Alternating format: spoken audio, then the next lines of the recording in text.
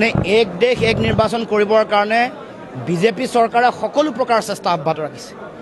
বিভিন্ন আঞ্চলিক দলসমূহক তেওঁলোকক ভাঙি পেলাইছে, কিনা বেচা কৰিছে। আনকি বহুত এনেকুৱা আঞ্চলিক দল আছে নিজৰ চিম্বল প্ৰতিষ্ঠিত যিটো চিহ্ন আছিলে সেইটো হেৰুৱাব লগা হৈছে। সাংসদ কিনা বেচা কৰা হৈছে, ভয় ভাবুকি খোৱা হৈছে। ইডি আইটিৰ তেওঁলোকৰ বহুতক ভয় খুৱাই তেওঁলোকে মানে কাঢ়ি লৈ যাবলৈ বা কুক্ষিগত কৰিবলৈ চেষ্টা কৰিছে। গতিকে এক দেশ এক নিৰ্বাচনৰ তেওঁলোকৰ লক্ষ্য আছে।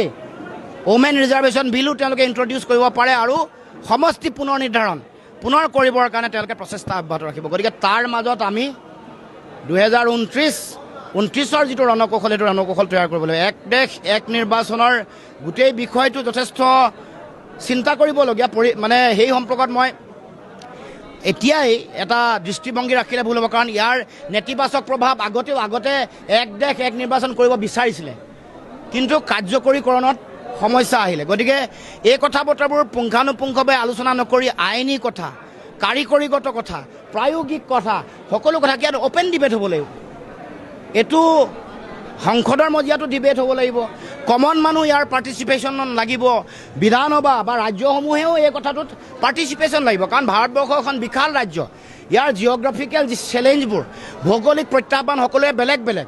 তাৰ লগে লগে বিভিন্ন ডেম'গ্ৰাফি আছে, সকলোৰে জনগাঁথনি বেলেগ বেলেগ। বিশাল এখন দেশ, জাতি, জনগোষ্ঠী, ভাষা, ধৰ্ম সকলো কথাৰ য'ত মানে কনচিডাৰেশ্যন কৰা হয়, তাত এইবোৰ কথা কনচিডাৰ নকৰাকৈ এক দেশ এক নিৰ্বাচন তেওঁলোকে ইচ্ছা কৰিলে, বলপূৰ্বকভাৱে জোৰ কৰিলে, এইটো মই ভাবোঁ যে গণতন্ত্ৰৰ যিটো শক্তি, গৰিমা আৰু ঐতিহ্য এইটো ৰক্ষা কৰিব পাৰিম নে নোৱাৰিম সেই সম্পৰ্কত আমি চিন্তা চৰ্চা কৰিহে সঠিক আৰু শুদ্ধ সিদ্ধান্ত ল'ব লাগিব।